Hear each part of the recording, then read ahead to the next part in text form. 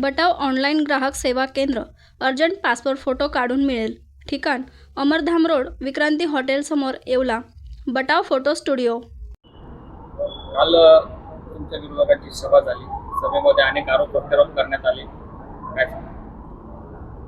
येवला नगर परिषद सार्वत्रिक निवडणुका 2025 शिवसेना पक्षाच्या वतीने शिवसेनेचे अधिकृत उमेदवार जे नगराध्यक्ष पदासाठी या ठिकाणी निवडणूक लढत आहे, आदरणीय रुपेश लक्ष्मण दराडे, आणि त्याचप्रमाणे 26 या जागेवरती शिवसेना व मित्रपक्ष असे 26 जागांवरती सर्व नगरसेवक त्या ठिकाणी उमेदवारी करतात.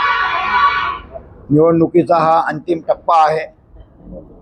उद्या मतदान त्या ठिकाणी होणार आहे आणि निवडणुकीच्या किंवा प्रचाराच्या पूर्वसंध्येला, ज्या तिथं प्रचार संपणार आहे त्याच्या पूर्वसंध्येला त्या ठिकाणी विरोधकांची सभा झाली आणि विरोधकांनी नको ते बुडाचे आरोप या ठिकाणी दराडे परिवारावरती केले.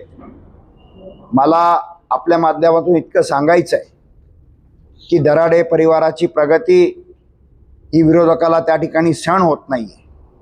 आणि राहिला प्रश्न निवडणुकीचा, तर त्यांच्या पायाखालची वाळू सरकली आहे आणि म्हणून नको ते आरोप त्या ठिकाणी केले जातात.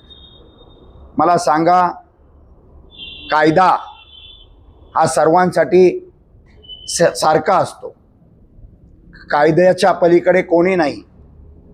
मग तो किती मोठा असला आणि त्यांनी नेमबाह्य जर काम त्या ठिकाणी केलं तर त्याला शिक्षा नक्कीच मिळते. स्वतः साहेब देखील या ठिकाणी ज्या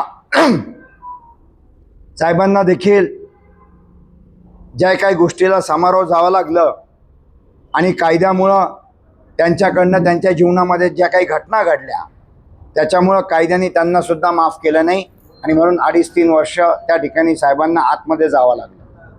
जर दराडे परिवाराने खरंच जर इतका भ्रष्टाचार केला असेल, इतक्या जर सगळ्या तुमच्या म्हणण्यानुसार जर काही लुटलं असेल, तर दराडे परिवाराला सुद्धा कायदा त्या ठिकाणी माफ करणार नाही.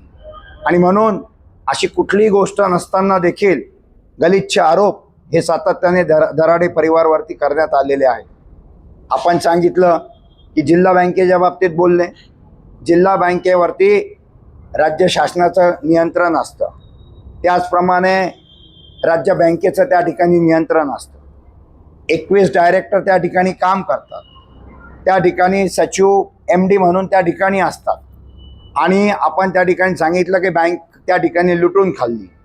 मला तुमच्या माध्यमातून एवढं सांगायचं आहे की त्या NDCC बँकेमध्ये दराडे परिवाराचं एकही प्रकरण नाही. एक प्रकरण तुम्ही दाखवा का दराडे परिवारांनी त्या बँकेतून लोन घेतलं. उलट NDCC बँकेने साहेबांना त्या ठिकाणी 27 कोटी रुपये लोन दिलं. त्या लोनचं काय झालं, काय परिस्थिती? आज ते लोन 27 कोटीहून 51 कोटी रुपये त्या ठिकाणी झालं. बरं, तुम्ही शासनाला विनंती केली, त्याचे हप्ते बांधून घेतले, त्याचं OTS साठी तुम्ही डिमांड केली. म्हणजे खऱ्या अर्थाने ही बँक जर कोणी अडचणीत आणली असेल तर ह्या साहेबांसारख्या लोकांनी त्या ठिकाणी प्रकरणं केले आणि शेतकऱ्यांवरती खाफर फोडण्याचं काम या लोकांच्या माध्यमातून होत आहे. बलाढ्य लोकप्रतिनिधी असतील, इतर काही व्यापारी असतील, यांनी लोन उचलले, कारखान्यांना लोन दिले, परंतु त्याचे हप्ते या ठिकाणी भरण्यात आले नाही आणि त्यामुळे ती NDCC बँक अडचणीत आली. आणि मला विरोधकांची कीव येते की कुठलाही अभ्यास न करता बिनबुडाचे आरोप करता त्यांनी अगोदर अभ्यास करणं गरजेचं आहे. मर्चंट बँकेबाबतीत सांगता, अरे मर्चंट बँक जर कोणी तारली असेल तर ह्या दराडे परिवारामुळे तारली होती. करोडो रुपयाचा पगार हा मर्चंट बँक म्हणून त्या ठिकाणी आमच्या शिक्षकांचा होत होता, परंतु यांच्या कामकाजामुळं ती बँक त्या ठिकाणी डबघाईला आली. दराडे तर काही चेअरमन म्हणून बसले नव्हते, दराडे काही स्वतः डायरेक्टर म्हणून नव्हते, परंतु बँक कशी चालावी यांना जमलं नाही. आणि दराडे परिवाराचं तर खातं तिथून गेलं. परंतु मी तुम्हाला खात्रीने सांगतो, एकही व्यापाऱ्याचं अकाउंट त्या बँकेमध्ये राहिलेलं नाही, कारण यांनी विश्वास गमावला आहे. आज सगळ्या व्यापाऱ्यांचे खाते HDFC, ICICI, SBI बँकमध्ये गेले. मग ही विश्वासार्हता गमावली कोणामुळं, का गमावली? आणि म्हणून कुठल्याही बिनबुडाचे आरोप करण्यात तथ्य नाही. तुम्ही बँकेविषयी पण अभ्यास करा. कारखान्याच्या बाबतीत तुम्ही सांगितलं, अहो एखाद्याची 1 इंच जमीन जरी घेतली ना, अलीकडच्या काळात तो उपोषणाला बसतो, अलीकडच्या काळात तो जातो आणि त्या ठिकाणी फिर्याद नोंदी करतो. एवढं सोपं जग वाटलं का तुम्हाला?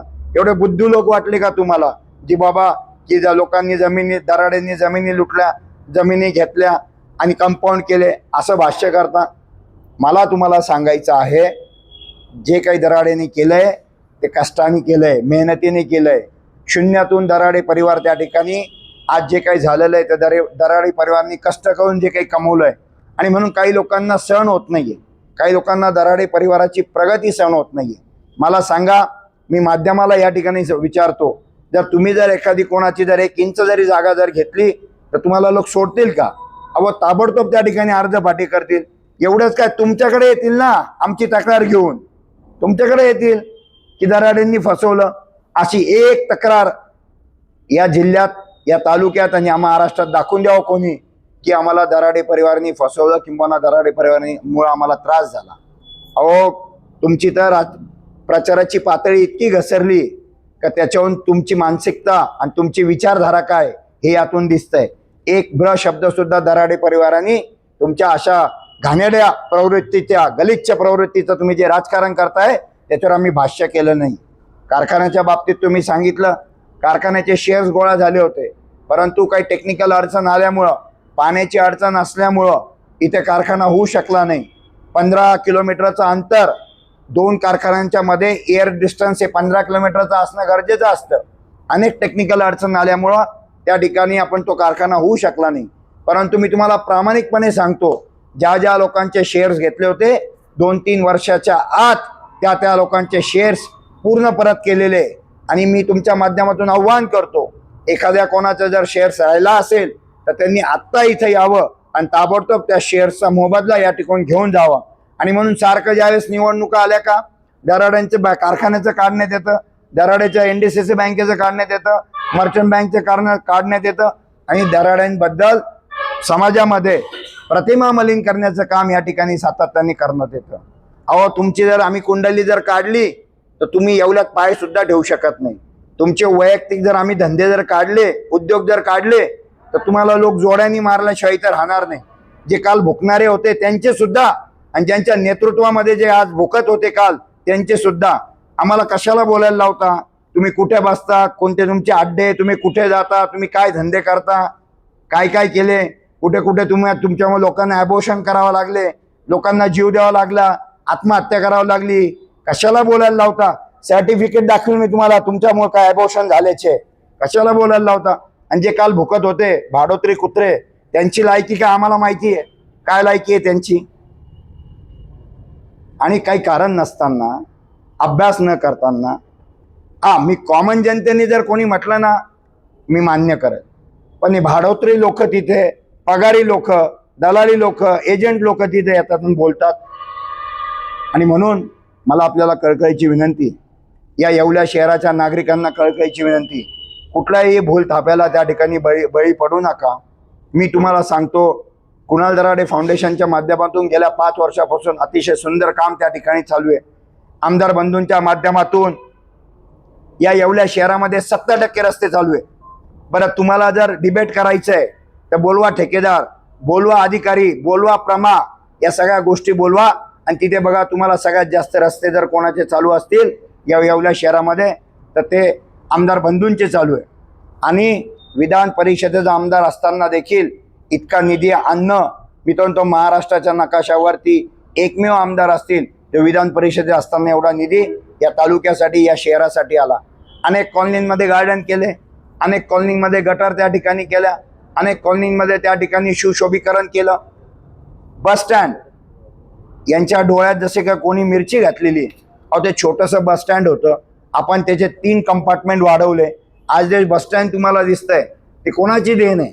आमदार साहेबांच्या माध्यमातून ते बस स्टँड झालं. अशा अनेक कामं झाले. या उलट तुम्ही 2004ला सांगितलं होतं का मला येवल्यामध्ये संधी द्या, मी येवल्या शहरामध्ये पाणी आणेल. मला सांगा, येवल्यामध्ये रोज पाणी येतंय का? आजही 4-4 दिवसांनी पाणी येतं. उलट 2004 पूर्वी तर आम्हाला 2 दिवसावर मिळायचं. तुम्ही आल्यापासून 4 दिवसांनी पाणी मिळतंय. बरं, पाणी मिळतं तर मिळतंय, पाण्याचं तर क्वालिटी काय?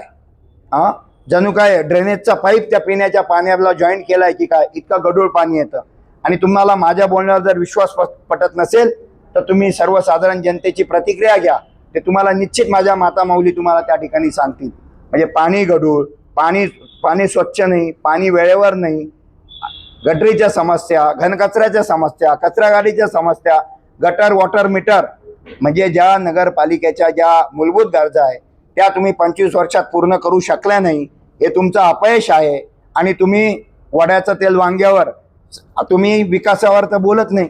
बरं, विकास शब्द ऐकून माझे तर कान पिकलेत. मी आता तर प्रगती म्हणायला लागलोय. मला विकास शब्द ऐकून मला आता भीती वाटायला लागली. म्हणून प्रगती, आम्ही या येवल्या शहराची प्रगती करणार आहे. कारण आमच्या डोक्यावरती आदरणीय नामदार आणि तत्कालीन उपमुख्यमंत्री, तत्कालीन मुख्यमंत्री, विद्यमान उपमुख्यमंत्री, आमचे सर्व आदरणीय शिंदे साहेब हे नगरविकास मंत्री असल्यामुळं त्यांनी आम्हाला शब्द दिलाय की या येवल्या शहराचा चेहरामोहरा बदलण्याची जबाबदारी ही माझ्यावरती असणार आहे. काळजी करू नका. जनतेला देखील त्या ठिकाणी सांगितलंय. गेल्या 25 वर्षापासून ज्या अपेक्षेने, ज्या हिशोबाने आम्हाला असं वाटलं होतं की येवल्या शहराचा चेहरामोहरा बदलेल, उद्योगधंदे या ठिकाणी येतील, पण एकही उद्योगधंदा या ठिकाणी 25 वर्षात आणता आलेला नाही. तुम्ही आम्हाला 2004ला सांगितलं होतं की आम्ही येवला शहर हे बारामती करून दाखवू. तुम्ही माझ्याबरोबर बारामतीला चला. बारामतीच्या 10% सुद्धा येवल्या शहरामध्ये काम झालेलं नाही. आणि तुम्ही किती दिवस जनतेची दिशाभूल करणार आहात? किती दिवस जनतेची दिशाभूल करणार आहात? आणि म्हणून गेल्या 25 वर्षापासून जे आम्हाला मिळालेलं नाही. आणि तुमच्याकडे विजन कसलं हो? तुम्ही 2004ला आले त्यावेळेस मतदानाची लोकसंख्या 24,000 होती. आज मतदानाची लोकसंख्या 45,000च्या आसपास झालेली आहे. पाण्याच्या साठवण तलाची काय परिस्थिती आहे? ज्यावेळेस लोकसंख्या 24,000 होती त्यावेळी साठवण तलाव हाच होता. आता 45,000 झाली तरी हाच आहे. मला सांगा, जर साठवण तलावच नसतील तर तुम्ही येवलेकरांना रोज पाणी कसं देणार आहात? हा माझा मूळ प्रश्न आहे. अनेक विषय आहे, परंतु मी ही निवडणूक नगरपालिकेची आहे आणि म्हणून गटर वॉटर मीटर या 3 गोष्टीवरतीच मला तुमच्याशी बोलायचं आहे. उपजिल्हा रुग्णालयाची अशी परिस्थिती आहे का डॉक्टर आहे तर हॉस्पिटलमध्ये डॉक्टर आहे तर इंजेक्शन नाही, इंजेक्शन आहे तर मेडिसिन नाही. आणि तुम्ही सांगतात नाही तर चला माझ्यावर आत्ता, जर तुम्हाला तिथं जर सिरम अवेलेबल झालं तर तुम्ही जे सांगाल ती पैंज मी त्या ठिकाणी हारून जाईल. किती बोलावं, काय बोलावं? आणि तुम्ही सांगतात की दराडेंनी हे केलं, दराडेंनी ते केलं. तुम्ही काय केलं ते सांगा ना. नगरपालिकेच्या दृष्टिकोनातून काय केलं ते सांगा ना.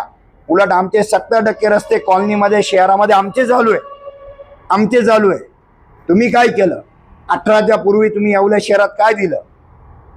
आणि 25 वर्षात तुम्ही मूलभूत गरजा पूर्ण करू शकत नसाल तर हे तुमचं 100% अपयश आहे.